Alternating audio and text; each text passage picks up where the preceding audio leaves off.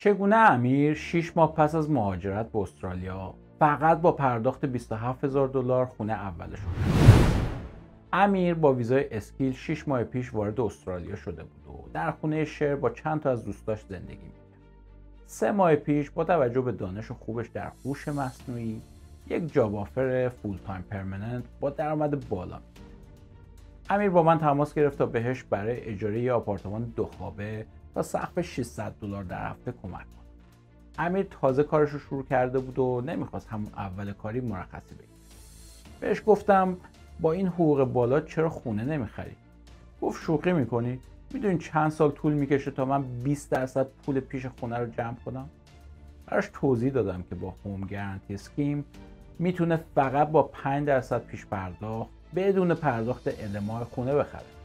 ضمن اینکه چون خونه اولش هست و زیر $600,000 نیاز به پرداخت استمپ دیوتی هم نداره. حالا برای این کار اون فقط به 5% دیپازیت یا $25,000 و برای هزینه‌های جانبی نظیر وکیل و رجیستریشن حدود $2,000 پول نیاز. امیر به دنبال لایف استایل، نایت لایف و امکاناتی نظیر جیم و استخدام. برای همین یک سری آپارتمان 2 خوابه رو در مرکز شهر ملبورن بازدید کرد و یکی از اونها رو خرید.